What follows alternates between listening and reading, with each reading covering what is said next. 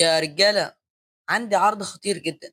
مش إعلان فيلم جديد، لأ، بل إعلان عن منتج أسطوري يعرف يتعامل مع المجانين اللي زينا.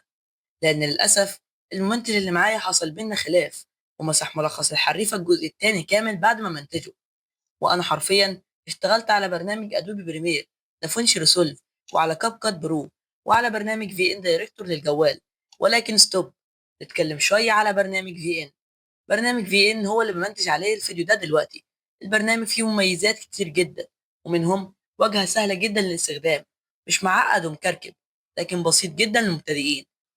مجاني بالكامل، تقدر تصدر عليه فيديوهات بجودة 4K 90 فريم بدون علامة مائية.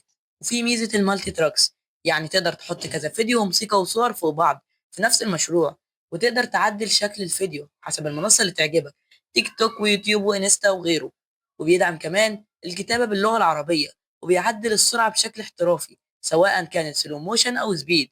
وأخيرا تقدر تظبط ألوان الفيديو بشكل سينمائي واحترافي وقوي جدا. وفي حاجة اسمها اللوتس، ودي زي ميزة الإفكتس في برنامج بريمير برو، ولكن طبعا مش بنفس الكفاءة. هسيب لكم رابط البرنامج تحت، وجربوا بقية المميزات بنفسكم. نرجع لموضوعنا المهم.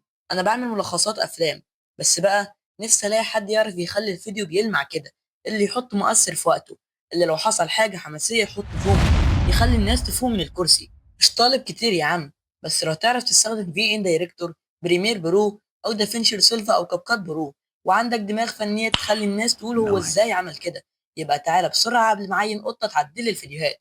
اكتب لي بسرعة مميزاتك في التعليقات. ولو شايف نفسك المنتج اللي هيخلي المشاهد يضحك وهو بيخاف او هو بيتفرج، ابعت لي نماذج شغلك في الرسائل، وخلينا نعمل افلام العالم كلها على الطريقة المصرية. بس بسرعة قبل ما الاقي ممنتج.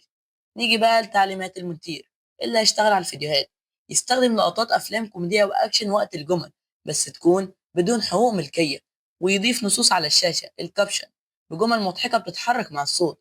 وحط مؤثرات صوتية، الماوس سكرول أو الكليك أو الواو أو البوم، أو أي مؤثرات صوتية عندك. واعمل انتقالات سريعة بين الجمل، ما يسيبش لحظة مملة. في الآخر يضيف تايتل: مطلوب منتج من مبتدئ لمتوسط، عنده دماغ سينمائية، يكلمني دلوقتي. ويلا باي.